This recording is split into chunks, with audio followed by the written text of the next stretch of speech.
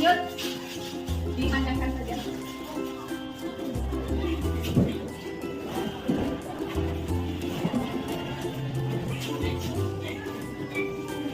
Oke, silakan.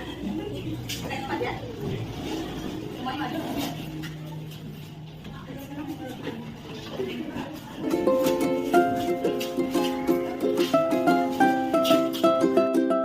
Susunan acara Diseminasi Budaya Positif Sekolah calon guru penggerak angkatan 7.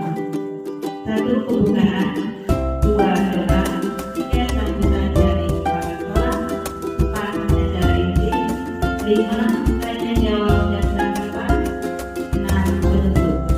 Berikut mulai acara pagi hari ini. Kita lanjutkan acara yang pertama yaitu pembukaan. Assalamualaikum warahmatullahi wabarakatuh.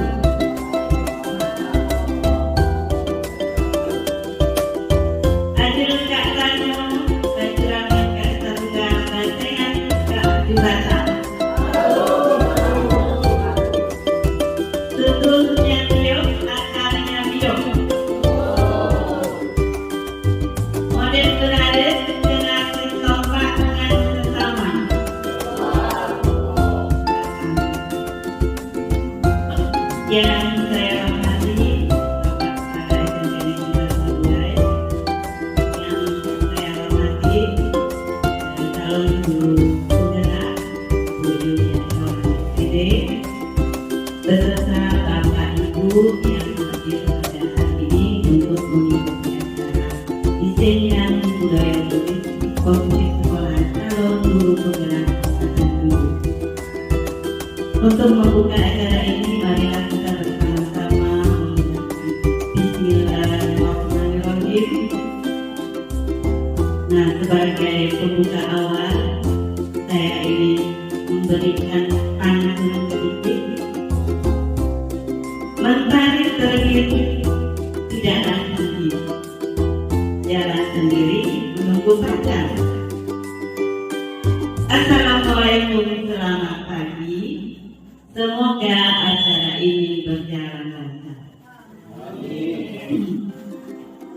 Nah, baik, puji syukur kehadiran Tuhan Yang Maha Esa karena berkat rahmat dan karunia kita diberi kesempatan, diberi kesehatan untuk dapat berkumpul di ruangan ini dalam rangka mengikuti kegiatan Diseminasi Budaya Positif Sekolah calon guru penggerak angkatan 7 SMP Negeri 1 2.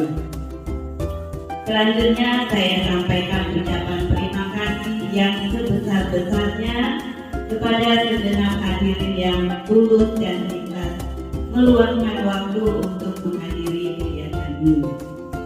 Saya tambah pantun lagi ya. Singgah sebentar di rumah Basir, meminta tomat dan pepaya. Untuk Bapak Ibu yang telah hadir, salam hormat dari saya. Nah, baik, kita lanjutkan ke acara yang kedua yaitu doa yang akan dibawakan oleh Bruder. Pada Bruder dipersilakan.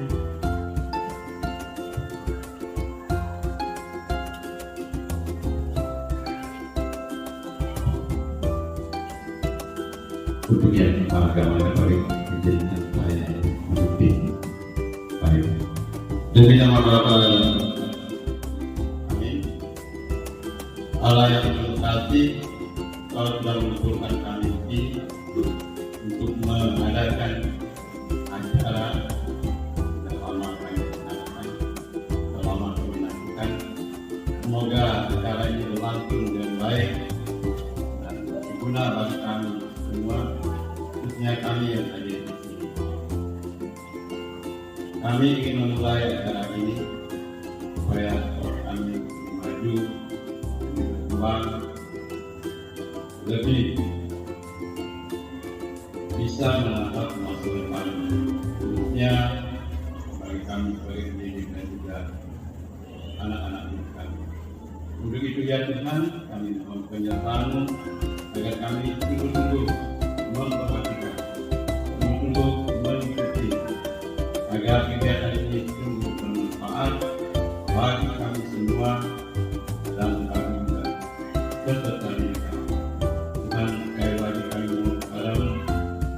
agar Engkau menurunkan roh-Mu kepada kami, agar Ia menerangi kami dengan akal budi yang sungguh mengharapkan. Tuhan, terimalah doa-doa yang kami panjatkan kepadamu dan perantaraan Kristus Tuhan kami. Amin. Demi nama Bapa dan Putra. Amin. Kita lanjutkan acara yang ketiga, yaitu sambutan dari kepala sekolah kepada Bapak Kami persilakan. Selamat pagi Bapak Ibu, selamat pagi ya Bapak Ibu yang saya hormati sebagai Bapak Guru SMP Negeri Kedua dan Bu Julia Indrawati sebagai guru penggerak.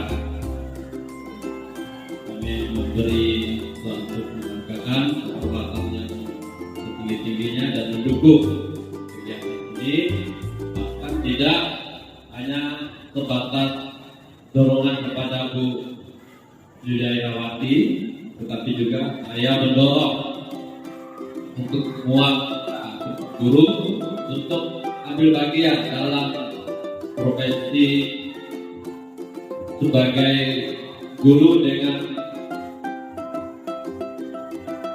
kapasitas guru bergerak. Dan ini sudah dijawab oleh 2 orang, katanya mau 3 orang yang menjawab usulan untuk ikut mendaftar. Ini hal yang baik, saya kira ya. Saya kira semua kita kedepannya mengikuti guru bergerak. Ada beberapa hal yang menjadikan betapa pentingnya menjadi guru bergerak. Yang pertama, kalau terlihat ada keuntungan bagi diri sendiri, ada keuntungan bagi sekolah. Itu Bapak Ibu yang dapat menyampaikan terkait dengan diseminasi budaya positif sekolah. Kalau guru bergerak, angkatan 7 yang dilakukan oleh narasumber kalau guru bergerak Julia Indrawati SPD, kedua 5 Januari 2023. Ini merupakan hal yang pertama ya. Saya berharap juga ke depan tetap diikuti oleh kawan-kawan. Selamat pagi, salam bahagia. Terima kasih. Terima kasih kepada kepala sekolah atas sambutannya. Kita lanjutkan acara yang keempat, yaitu acara inti, di mana akan diisi oleh penyampaian diseminasi budaya positif sekolah calon guru bergerak angkatan 7 SMP Negeri 1 Benua dengan narasumber CIP-nya Ibu Julia Indrawati SPD. Kepada Ibu, waktu dan tempat kami persilakan. Oke, baik. Terima kasih kepada moderator yang telah memberikan kesempatan kepada saya untuk menyajikan materi kita hari ini, yaitu tentang budaya positif untuk di sekolah kita. Baik, saya berdiri, izin ya Bapak Ibu. Salam bahagia untuk kita semua. Selamat pagi. Adil katan baju rabit kak saruga basengat kak jubata. Taruh. Tutuhnya tiup, akalnya hidup. Mudik pegadat kena ditompak dengan sesama. Ketuara berbentuk. Oke, terima kasih Bapak Ibu. Yang terhormat Bapak Kepala SMP Negeri 1 Beduai, yang saya hormati Bapak Ibu Guru, Wali kelas dan seluruh guru mata pelajaran SMP Negeri 1 Beduai. Yang puji dan syukur kepada Tuhan Yang Maha Esa karena kita masih diberi kesempatan untuk dapat berkumpul dalam rangka mengikuti kegiatan pada kali hari ini, yaitu tentang diseminasi budaya positif. Adapun agenda kita pada pagi ini yaitu pembukaan, kemudian ada pemahaman inti, kemudian ada beberapa eksplorasi konsep, yang terakhir adalah refleksi. Jadi judul kegiatan kita pagi ini adalah kolaborasi pemahaman tentang budaya positif. Jadi sebelum saya melanjutkan apa itu budaya positif, Jadi sebenarnya judul besar ini sudah tidak asing lagi ya Bapak Ibu. Jadi budaya positif ini sebenarnya di sekolah kita juga sudah kita laksanakan ya. Di sekolah kita banyak sekali ya kayak moto-moto, visi, bahkan di ada spanduk kita juga ada tulisan yang di ujung sana itu ada 3 S ya, yaitu senyum, sapa, dan salam. Nah ini juga merupakan salah satu budaya positif yang sudah kita terapkan di sekolah kita. Nah hanya saja mungkin penerapannya perlu kita tambahkan, kita kembangkan. Apa-apa lagi sih budaya-budaya positif yang kita bisa gali di sekolah kita dan akan kita terapkan, gitu, ya. Kemudian topik dalam eksplorasi konsep kali ini adalah yaitu belajar tentang disiplin positif dan nilai-nilai kebijakan universal.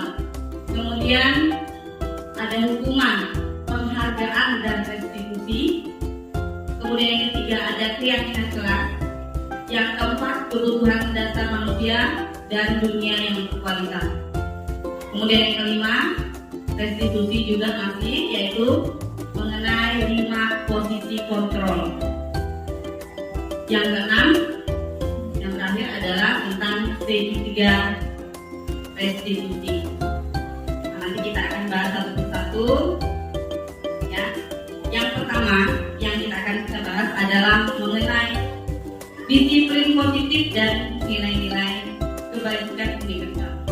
Jadi sebelum saya menyampaikan materi ini, izin Bapak Ibu, saya mohon maaf, bukan berarti saya menggurui atau yang mengajar Bapak Ibu, ya.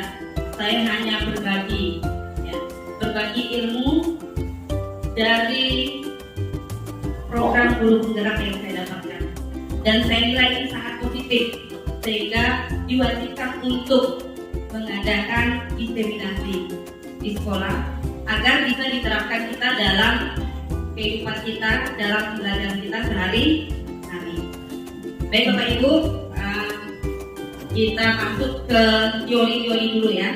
Sekarang kita masuk ke eksplorasi konsep. Nah, di sini judulnya yaitu tentang hukuman dan penghargaan serta restitusi. Ya, baik.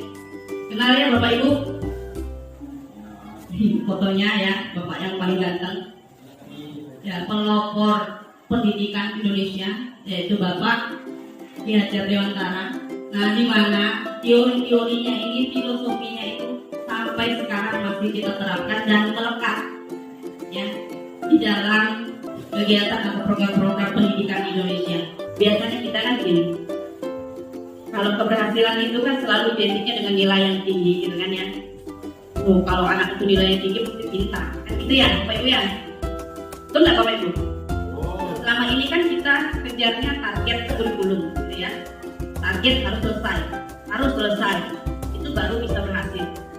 Kita lebih dinilai prosesnya, ya, prosesnya dalam memberikan pelajaran itu. Jangan hanya tujuannya kepada nilai, tapi anak itu diharapkan prosesnya itu dalam memahami materi kita. Ya. Tujuan dari pembelajaran itu yang sangat penting. Itu yang kita harapkan. Ya. Nah, di dalam hukuman kita juga harus membentuk program yang namanya program kebajikan atau apresiasi tadi. Ya, pengakuan terhadap hal-hal ya yang sering dilakukan oleh peserta didik. Pengakuannya terhadap apa? Yang pertama adalah pengakuan secara khusus. Beri pengakuan secara pribadi. Nanti seperti apa bentuknya baru saya bahas ya Bapak Ibu. Kemudian beri pengakuan kepada semua murid bergantian. Beri pengakuan secara konsisten. Kemudian yang terakhir adalah fokusnya pada proses. Artinya gini, kita memberikan apresiasi dalam pembelajaran itu sebenarnya kayak bentuk pujian gitu ya. Itu sangat penting kalau untuk anak-anak sebenarnya ya. Jadi kadang-kadang ini kita jarang sekali kita lakukan ya. karena kita fokus lebihnya kepada pencapaian materi, penyelesaian materi. Kemudian setiap mereka melakukan sesuatu hal itu sangat penting kalau kita memberikan apresiasi, mengucapkan terima kasih. Dalam pendidikan ini memang karakter itu sangat penting kita bentuk supaya pembelajaran kita juga berhasil. Karena terus terang ya, semua yang saya yakin kita semua mengalami kesulitan ya untuk menghadapi karakter-karakter anak yang saat ini ya terpengaruh oleh budaya yang kurang sehat kan begitu ya. Nah, jadi kita secara bersama-sama berkolaborasi ya untuk sama-sama kita membentuk karakter anak. Maka di sini saya bilang wali kelas itu jangan bekerja sendiri ya dalam membimbing anak-anak. Contoh nih Bapak Ibu, ini perbedaan hukuman dan konsekuensi. Ya. Kita perhatikan ya Bapak Ibu. Mencatat kaki di dalam buku kalimat saya tidak akan terlambat lagi karena terlambat. Misalnya contoh, kamu harus catat nih 100 kali kalimat dalam buku saya tidak akan terlambat lagi supaya dia jerak. Maksud kita begitu kan? Supaya dia tidak akan mengulangi. Ya, kira-kira ini dampaknya bagaimana ya Bapak Ibu? Kalau menurut Bapak Ibu, kalau kita nyuruh anak ini, kira-kira yang lebih apakah mereka bisa jerak atau ada perubahan kalau menurut Bapak Ibu? Ya, tidak ya. Yang lain bagaimana? Kalau kita gitu kira-kira jerak nggak anak tuh? Ya, tapi tujuan kita di sini bukan berarti kita menekan ya, tidak boleh menekan, tapi kita cenderung bisa membuat proses anak itu jadi tahu kenapa sih dia tuh terlambat, tidak boleh terlambat. Jadi kita ini harus membuat anak-anak ini tahu kalau yang dia lakukan salah. Jadi prosesnya yang kita lihat ya Bapak Ibu ya. Jadi kira-kira tindakan ini disebut hukuman atau konsekuensi. Nah, sebelum kita masuk apa itu hukuman konsekuensi kan kita udah tahu ya apa itu hukuman, apa itu konsekuensi. Nah kira-kira jawabannya kalau kita disuruh anak-anak disuruh nyatat 100 kali itu hukuman atau konsekuensi? Hukumannya, oke ya. Kemudian lari mengelilingi lapangan basket 2 kali karena terlambat hadir di sekolah. Hukuman atau konsekuensi? Ya, hukuman ya. Kemudian push up 15 kali karena tidak pakai masker di sekolah misalnya, ini kalau pas lagi COVID contohnya yang kemarin ya, suruh push up 15 kali ya. Itu kira-kira hukuman atau konsekuensi? Hukuman ya. Kemudian ada contoh lagi, menggantikan kertas tugas teman yang telah dicoret-coret. Temannya lagi coret nih, ya coret kertas temannya, jadi dia suruh gantikan, berarti itu konsekuensi ya. Membersihkan tumpahan air di meja tulis karena tersenggol pada saat belajar. Ya, berarti kita memang benar-benar sudah memahami semua, baik hukuman maupun konsekuensi. Nah, jadi apa sih perbedaannya? Kita lihat ya. Disiplin di sini dibagi menjadi 2, ada konsekuensi, ada restitusi. Ya, nah istilah-istilah ini yang akan kita coba pahami bersama. Yang kita lihat ya, saya tidak baca satu persatu, tapi kita melihat bahwa hukuman itu sebenarnya cenderung ke arah yang negatif ya, negatif ya Bapak Ibu. Kemudian konsekuensi itu netral. Kalau hukuman ini kan cenderungnya memang lebih menekan kepada anak akan tersakiti, akan perilakunya pasti, kemudian berlaku hanya pada institusi, tidak berlanjut kepada kehidupan nyata. Jadi dia takutnya hanya di sekolah misalnya begitu kalau kita hukumnya, di rumah dia ada gitu ya. Jadi maunya kita ini kan di sekolah dan di rumah dia bisa berubah sebenarnya ya. Nah konsekuensi itu sifatnya netral. Kemudian restitusi itu lebih mengarah ke hal-hal yang positif. Jadi nanti restitusi di sini lah yang mau kita galakkan atau akan kita terapkan dalam menangani kasus-kasus anak di sekolah ya. Nanti bagaimana sih pelaksanaannya restitusi ini, begitu ya Bapak Ibu. Kita menemukan langkah yang tepat dalam menangani anak yang akan kita terapkan nanti di sekolah kita, karena restitusi inilah yang dianggap paling baik ya dalam mengatasi permasalahan yang dihadapi oleh peserta didik. Jadi apa itu restitusi?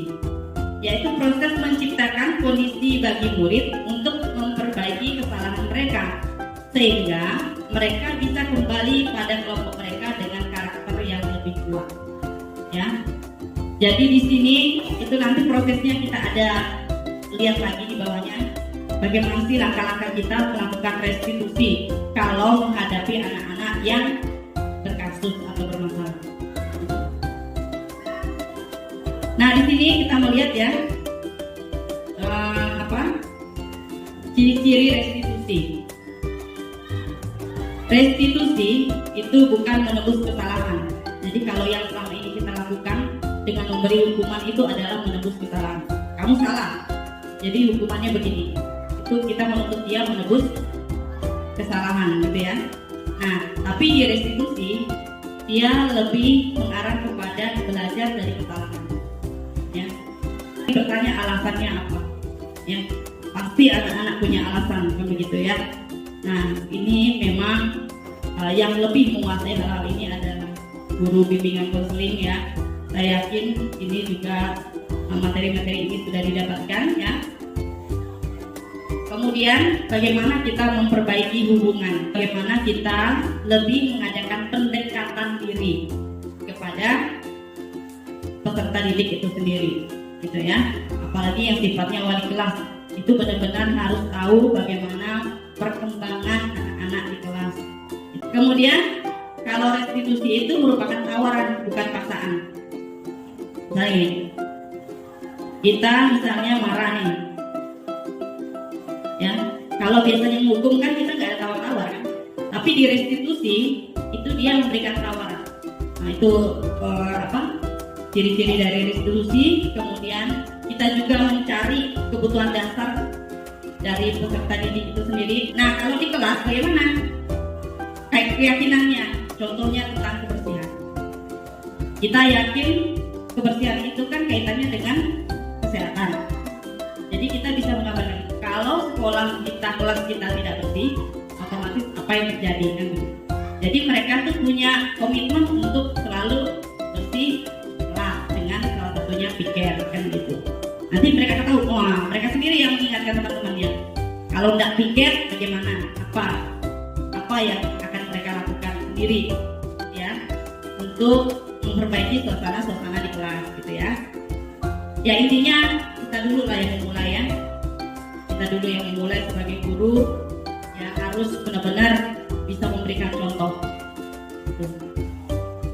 Nah, kita buat dalam keyakinan kelas ini bahasanya lebih halus. Dalam pembuatan ini keyakinan kelas kita bisa berkolaborasi lagi lebih dalam bagaimana kita membuat keyakinan kelas. Nah, di sini karena kami juga di dalam kegiatan guru penggerak itu sudah disuruh membuat contoh keyakinan kelas. Nah, jadi seperti ini. Nanti kalau sudah jadi hasilnya itu bisa ditempel ya, dan dijadikan keyakinan di kelas tersebut. Jadi kalau sudah ada, apabila mereka melanggar, itu mereka sudah tahu konsekuensinya, sudah tahu apa yang harus mereka lakukan. Itu ya, itu ya. Nah nanti ya bagaimana bentuknya terserah. Dalam bentuk poster, bisa dalam bentuk apa segala macam ya. Pokoknya saya yakin Bapak Ibu juga pasti kreatif ya bimbing anak-anak.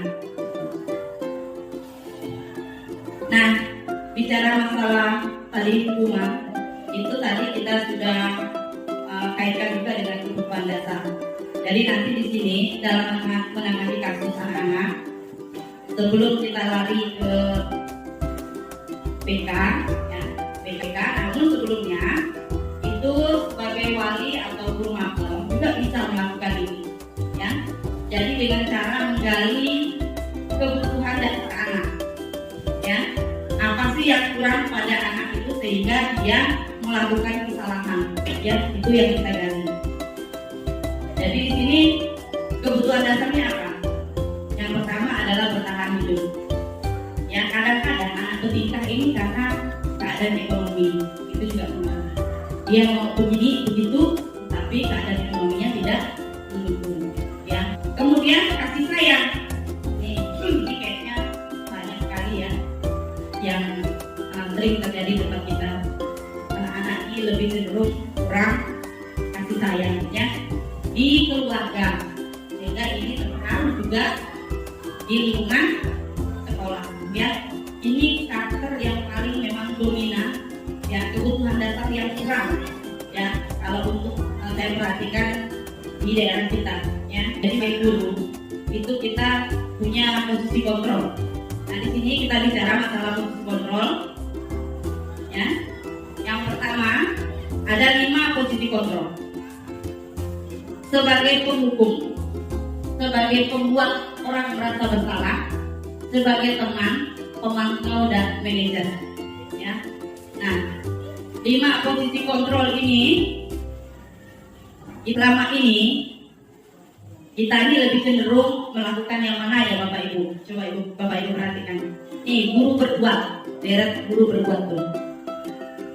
Jadi menghukum dan membuat orang merasa bersalah ini sering kita lakukan. Betul nggak Bapak Ibu? Betul ya. Nah, sekarang kita lihat yang teman. Membuat alasan-alasan untuk muridnya.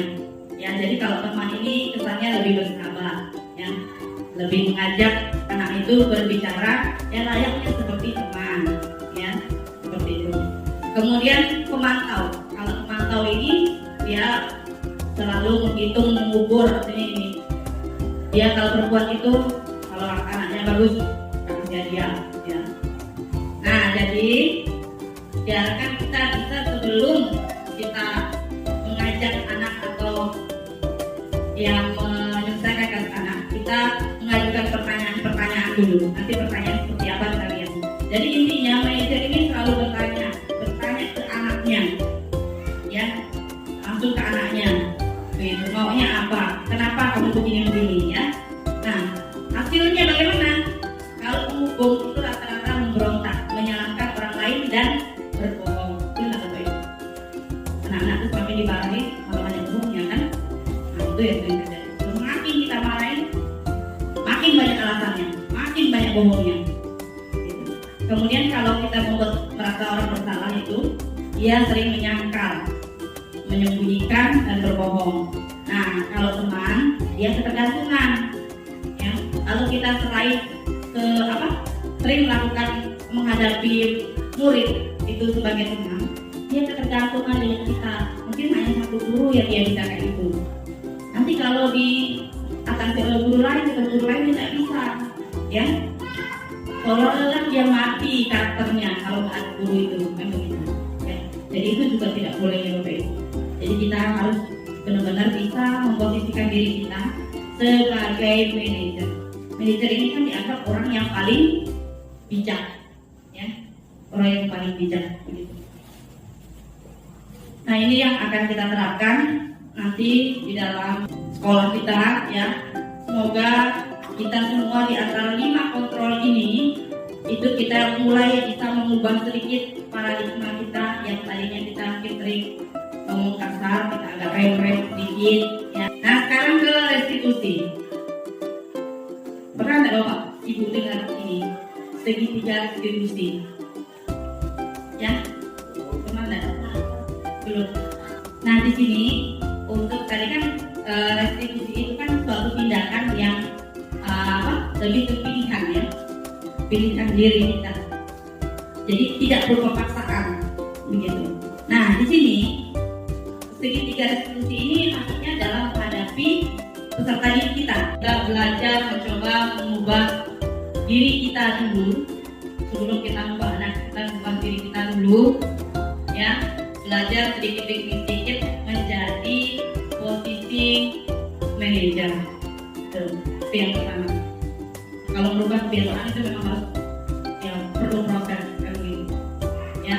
Nah, ini ada contoh intervensi 30 detik apabila kalau kita melakukan atau menghadapi anak-anak kalau memiliki kasus dan permasalahan-permasalahan ya. Nah, contohnya tidak saya baca semua, tapi apakah kamu ingin berbuat lebih baik? Kamu mau nggak berbuat lebih baik dari ini? Gitu ya. Gunakanlah bahasa-bahasa kita yang setidaknya membangkitkan perasaan anak. Kemudian banyak lagi hal-hal lainnya. Kamu mau seperti apa? Ya. Nah, nanti juga di dalam kegiatan pembelajaran kita ini kan diarahkan ke merdeka belajar. Jadi kalau dalam tugas itu jangan terus menonton ya Bapak Ibu.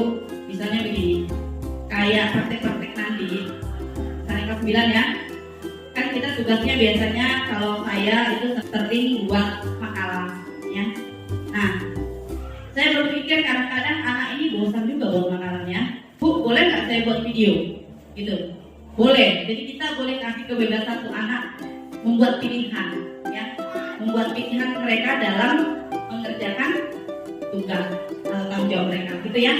Jadi kita akan benar-benar disuruh harus ekstra sabar ya, kemudian ekstra ya bisa berkreatif supaya anak-anak juga termotivasi untuk berkembang. Kalau kita misalnya punya jiwa-jiwa yang kreatif, saya yakin anak-anak juga begitu ya. Nah, jadi memang ini perlu langkah yang ekstra ya Bapak Ibu. Jadi semua kita bekerja sama. Jadi mulai sekarang saya mengharapkan kita sedikit merubah dulu, nggak usah jauh-jauh, lingkungan kita aja lah dulu di kantor. Ya, mungkin kita lebih sering berkomunikasi, ya kan, saling berkolaborasi, ya, sesama. Misalnya kalau ada permasalahan-permasalahan di kelas, jangan dipendam sendiri, ya kan. Kemudian wali kelas kalau menghadapi anak, jangan kerjakan atau dilakukan sendiri. Jadi penting sekali komunikasi dan kolaborasi supaya apa yang kita inginkan itu bisa tercapai, itu ya. Jadi baik dalam pemberian nilai maupun dalam pengembangan karakter anak. Jadi itu sangat penting. Oke Bapak Ibu ya. Jadi itu materi-materi yang bisa saya sampaikan pada pagi hari ini, ya. Nah, terakhir ya, sebelum melakukan kegiatan penutup, yaitu ada refleksi. Nah, ini nanti bisa dikerjakan setelah kita selesai kegiatan ini ya. Nanti linknya ada di sini. Nanti saya akan share di WA, bisa dijawab ya Bapak Ibu. Ini menggunakan Google Drive, kita coba belajar yang biar agak sedikit sering dibuka lah Google Drive-nya ya. Apa yang harus Bapak apa yang baru saja Bapak Ibu lakukan. Jadi kita ini harus ngapain? Itu dijawab nanti ya. Kemudian bagaimana perasaan Bapak Ibu setelah mengikuti kegiatan ini? Pelajaran apa yang bisa diambil atau ditemukan? Kemudian yang terakhir adalah bagaimana penerapan atau rencana Bapak Ibu ke depannya ya. Semoga apa yang saya sampaikan pada pagi hari ini meskipun tidak maksimal ya, karena masih banyak sebenarnya teori-teori yang harus disampaikan. Mengingat kita juga keterbatasan waktu, kita masih dalam kegiatan proses pembelajaran. Nah, jadi saya akhiri penyampaian pada pagi sampai siang hari ini ya. Saya kembalikan ke moderator atau ketua acara. Terima kasih atas perhatiannya. Selamat pagi.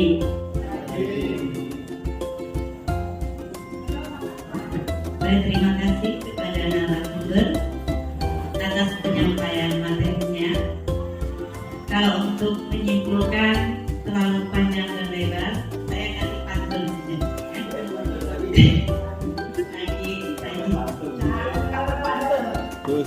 Kalau basah jangan sampai angin.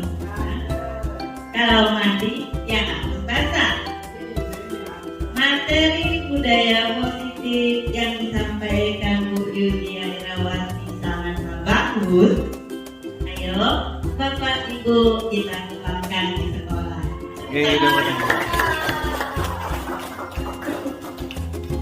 Nah baik, cukup saja pantunnya Bapak ya. Kita lanjutkan acara berikutnya yaitu acara kelima, tanya jawab dan tanggapan. Nah di sini saya beri kesempatan kepada 2 orang penanya atau yang mau menanggapi. Silakan. Oh iya, dimulai dari Pak Riki dulu.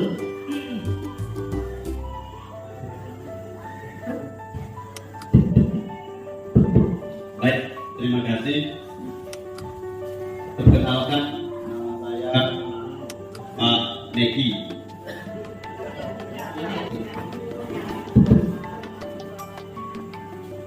Saya sebagai guru matematika dan sekaligus sebagai wali kelas. Ya. Ada beberapa hal yang saya tanyakan di sini karena nantinya ya, kita akan melakukan atau melaksanakan kurikulum Merdeka Belajar.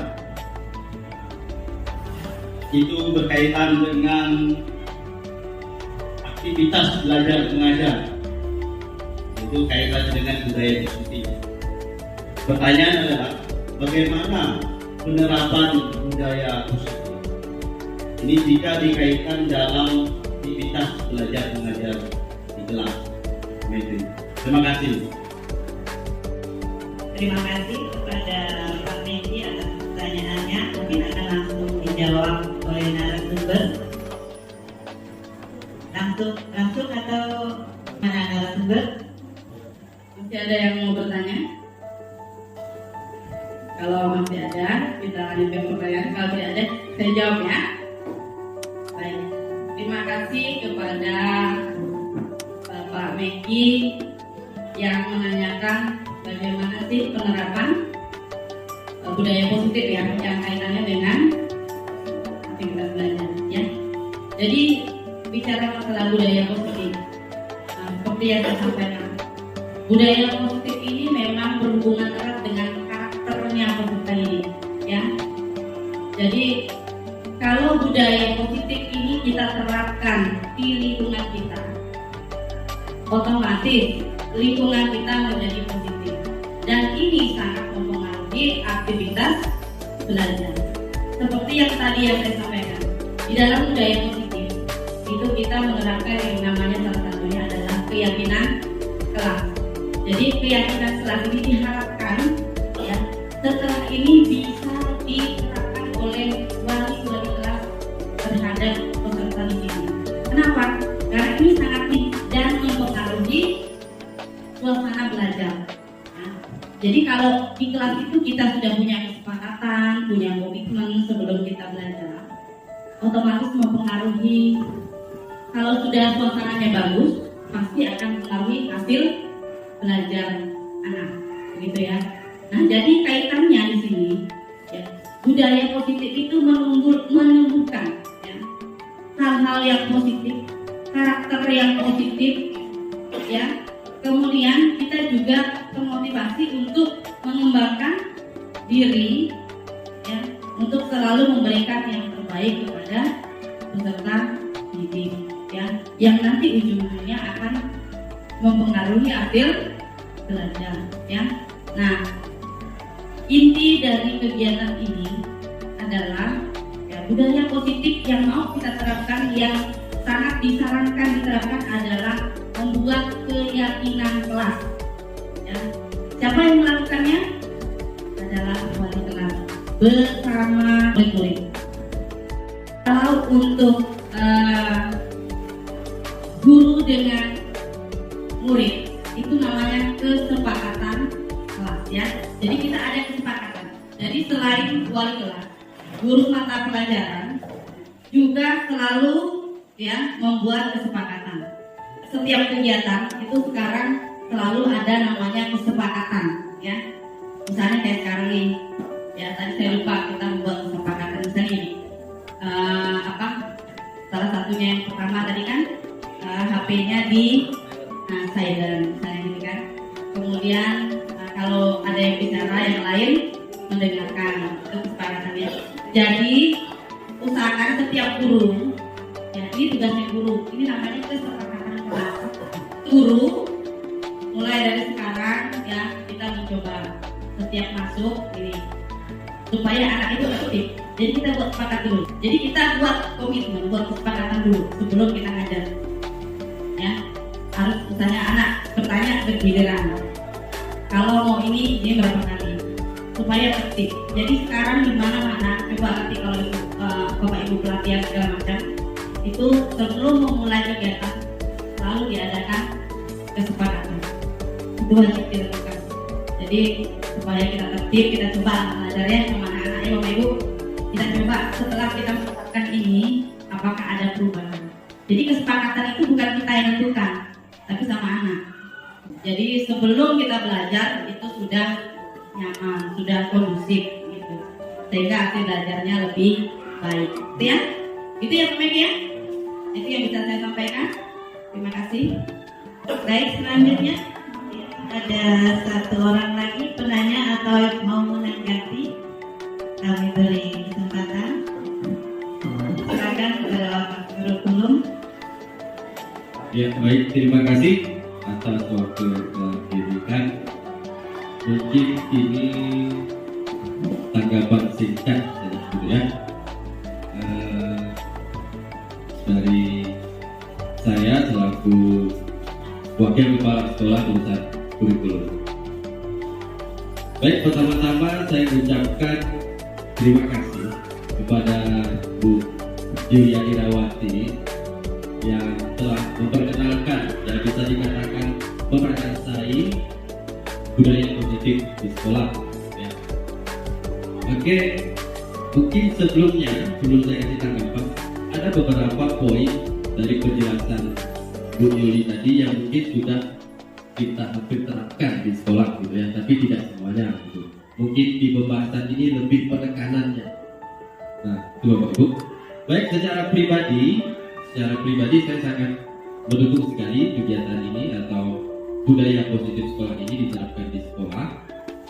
Terlebih di era digitalisasi sekarang ini, budaya positif di sekolah ini perlu kita dukung dan kita kembangkan tentunya. Mulai dari diri kita pribadi sebagai guru dengan harapan ke depan bisa kita tularkan di peserta didik agar membentuk karakter peserta didik menjadi lebih baik. Nah, kita kutip sedikit tentang Bapak pendidikan kita, Ki Hajar Dewantara, karena juga tadi ada disinggung Ki Hajar Dewantara, bahwa ketika kita bicara tentang sekolah, berarti ada dua hal yang berkaitan, yaitu pendidikan dan pembentukan karakter. Nah, budaya positif sekolah ini kita harapkan menjadi fondasi agar terselenggaranya atau terlaksananya pembentukan karakter tersebut. Oke, baik. Mungkin terakhir dari saya, harapan kita budaya positif di sekolah ini jangan hanya hangat pada pembahasan ini saja. Kalau bisa ini berkelanjutan dan berkembang agar menjadi habit atau kebiasaan bagi kita, sehingga menimbulkan perkembangan peserta didik yang lebih baik. Karena dengan membangun budaya positif, maka peserta didik mendapat nilai-nilai baik, mendapat nilai positif, sehingga pembentukan data peserta didik menjadi lebih baik. Ya, mungkin sekian dari saya tanggapannya. Yang kata saya ucapkan Assalamualaikum warahmatullahi wabarakatuh. Waalaikumsalam. Ya, terima kasih kepada Wakil Kurikulum atas tanggapannya. Saya minta Guru BK Wira ya untuk menanggapi materi kita pada hari ini. Terima kasih atas waktu dan kesempatan yang diberikan kepada saya. Materinya sangat menarik sekali, nyambung dengan BK. Terima kasih Bu Yuli yang telah mengangkat judul dan tema ini, sehingga apa yang selama ini menjadi unek-unek guru BK itu nyambung dengan wali kelas. Kalau budaya positif itu memang harus seperti ini, berkata-kata tidak boleh melampaui batas, padahal hati itu sangat wah. Nih, tadi Ibu sempat menyinggung mengenai segitiga restitusi. Kalau di BK itu namanya Bu, ada unjuk kuasa, lepas kasih, bina kasih. Kapan kita harus lepas kasih? Kapan kita harus melakukan unjuk kuasa bahwa kita ini memang harus punya power di depan anak? Kemudian kapan kita harus melakukan bina kasih ke anak dengan berkata-kata baik? Ya, kalau saya ini seperti ini. Tadi Ibu juga mengatakan mengenai CWC. Saya sering melakukan, tapi saya anggap itu tidak hukuman, walaupun dasarnya memang hukuman. Karena saya melakukan restitusi dulu, memberikan diri. Kalian ini salah, hari Jumat dalam masuk. Nah, lalu kalian maunya apa? Cuci WC tidak Bu? Boleh cuci WC. Nah, ini hukuman. Lalu saya konsekuensikan keadaan tersebut. Kamu jangan masuk sekolah, Ibu kasih konsekuensinya. Kita bersama-sama cuci WC. Jadi saya tidak membiarkan anak untuk melakukan cuci WC itu sendiri. Kami bersama-sama cuci WC supaya ketika anak kembali ke teman-temannya, dia tidak merasa saya menghukumnya, tapi melakukan sesuatu bahwa cuci WC itu untuk kebaikan kita bersama. Cuci WC itu meningkatkan kebersihan di lingkungan sekolah. Ini yang saya lakukan selama ini. Jadi kapan saya harus melakukan bina kasih untuk kuasa itu memang harus benar-benar tepat. Yang kedua, Ibu Yuli juga selaku partner saya dalam menilai apakah anak itu salah atau tidak. Ibu Yuli tahu bagaimana cara saya menyembunyikan sesuatu. Ada yang saya ceritakan dan ada yang tidak saya ceritakan secara umum karena menyangkut nama baik anak dan keluarga. Saya ceritakan secara gamblang kepada beberapa orang guru termasuk Pak Medi mengenai kondisi anak di sini, dengan Ibu Yuli juga, dengan Bapak Kepala Sekolah sedikit. Ini hubungannya dengan tadi, kapan saya harus melakukan hal tersebut. Dan terima kasih sekali langsung buat Ibu Yunda Egawati, kita udah nyambung sekarang. Jadi kenapa saya biasanya enggak bertindak kasar dengan anak, tapi juga saya pernah melakukan penamparan di sana. Namun setelah itu saya lakukan rekonstruksinya bersama anak-anak. Saya sebutkan kenapa hukuman ini saya berikan. Tindakan berikutnya anak tidak melakukannya. Nah, ini harapan kita ke depan. Karena apa yang mereka lakukan itu memang membawa nama baik ke sekolah. Baik, atas waktu dan kesempatan yang diberikan oleh Ibu, saya juga mengeluarkan unek-unek saya. Saya ucapkan terima kasih. Semoga kita selalu bisa berkolaborasi satu dalam mencapai visi dan misi sekolah ke depan. Terima kasih.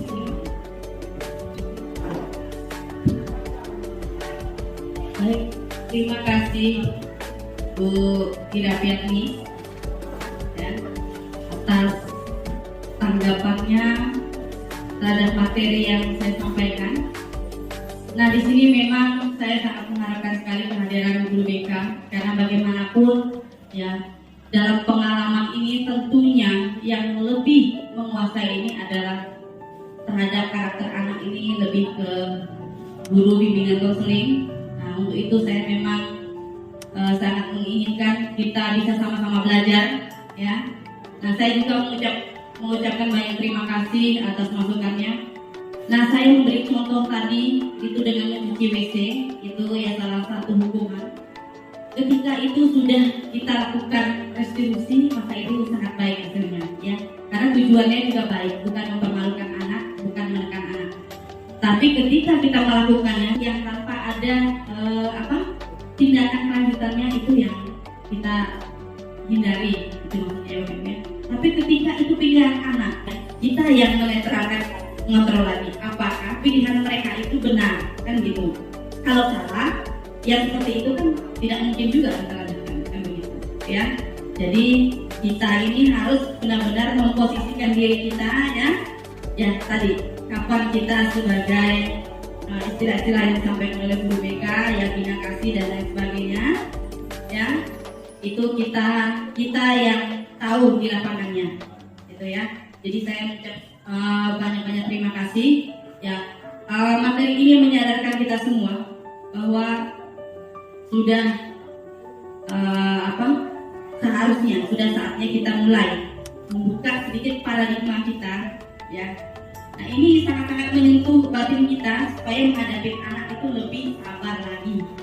Jangan sampai ada yang mengungkapkan kata-kata kasar. Nah, jadi restitusi ini sudah dilakukan oleh guru BK kita meskipun istilahnya berbeda, tapi maksud dan tujuannya sama, ya. Terima kasih Bapak Ibu atas kehadirannya untuk mengikuti kegiatan ini, atas respon yang sangat baik. Semoga kita bisa melaksanakan penerapan kegiatan segitiga studi menghadapi kasus-kasus anak itu. Saya terima kasih kepada Bapak Ibu yang sudah bertanya, Bapak Ibu yang sudah memberi tanggapan, kepada narasumber yang sudah menjawab pertanyaan maupun tanggapan. Kita lanjutkan acara yang terakhir, yaitu penutup. Untuk menutup acara pada hari ini dan pesan dari Kepala Sekolah, kami persilakan. Terima kasih atas waktunya. Kita bersyukur sebelum kita masuk ke kurikulum merdeka, kita mempersiapkan diri untuk masuk ke kurikulum merdeka. Kita action ya, action bukan RTL-nya, rencana tidak lanjut. Kita tidak mau besok bilang, ya, bilang misalnya RTL yang pertama boleh dicatat, ya. Perlu penegakan disiplin, itu intinya. Ya. Perlu penegakan disiplin supaya visi-visi sekolah kita ke depan. Yang kedua, setiap guru perlu mempunyai MOU tadi, kesepakatan atau bahasanya itu keyakinan kelas. Itu setiap guru mapel ya, masing-masing guru punya, supaya kita mendidik anak enak, jangan besok disalahkan. Yang ketiga, penanganan kasus siswa mengutamakan pendekatan 5 posisi kontrol tadi ya. Ya. Jadi penanganan kasus siswa kita sudah belajar banyak nih, ya. Kita memang sudah mulai, kalau lihat dalam tahun ini kita sudah agak berbeda dalam penanganan siswa, itu saya akui. Ya. Apalagi dengan ada ini lebih baik supaya anak kita karakter yang kemarin kita anggap beragam, mungkin kasus pandemi, ya, karakter yang tidak menunjukkan karakter yang baik, kita lebih dekatkan sekarang ini. Yang keempat, intervensi 30 detik ya. Intervensi 30 detik tadi mengajak kita kembali ke tujuan semula, kan gitu.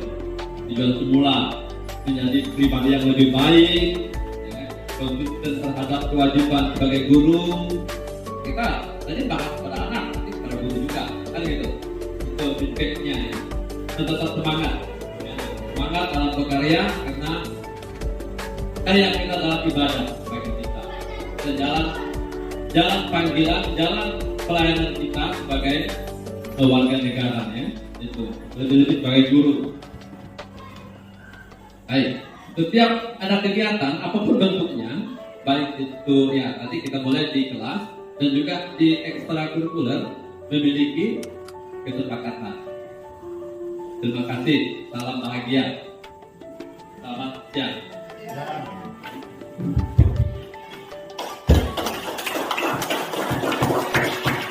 Terima kasih kepada Kepala Sekolah atas saran. Mungkin sarannya ditambah lagi Pak, kesepakatan sekolah. Kalau yang tadi kan kesepakatan kelas, guru dengan murid. Kesepakatan sekolah itu kepala sekolah dengan guru, ya. Biar ada istilah keyakinan sekolah. Ya. Jadi jangan hanya ke murid saja, tapi ke gurunya juga. Biar sinkron, ya. murid disiplin, guru juga disiplin. Baik, kita lanjutkan acara yang terakhir yaitu menutup. Demikian Bapak Ibu, ya acara hari ini telah kita selenggarakan dengan lancar. Terima kasih kepada Bapak Ibu yang telah membantu kegiatan ini sehingga kegiatan ini berjalan sesuai rencana. Kami juga mohon maaf kepada Bapak Ibu jika di dalam kegiatan ini berlangsung ada kehilapan, ada kekurangan, yaitu datangnya dari pribadi kami masing-masing. Semoga kegiatan ini bermanfaat bagi kita semua dan terutama untuk kemajuan sekolah kita. Amin. Biar agak seru, tambah pantun satu lagi ya. Madam Osi pergi mengaji, pulang-pulang bawa bingkisan. Saya akhiri acara hari ini. Terima kasih, semoga acaranya berkesan. Assalamualaikum warahmatullahi wabarakatuh. Waalaikumsalam warahmatullahi wabarakatuh. Selamat siang dan salam sejahtera untuk kita semua. Ya. Kita foto-foto dulu, Bapak Ibu.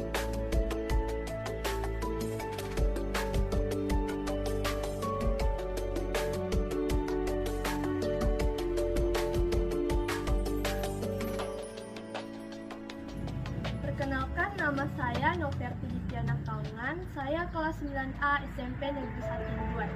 Terima kasih saya ucapkan kepada Ibu Yulia Irawati yang telah menggalakkan budaya positif di sekolah dengan membuat keyakinan kelas bersama teman-teman.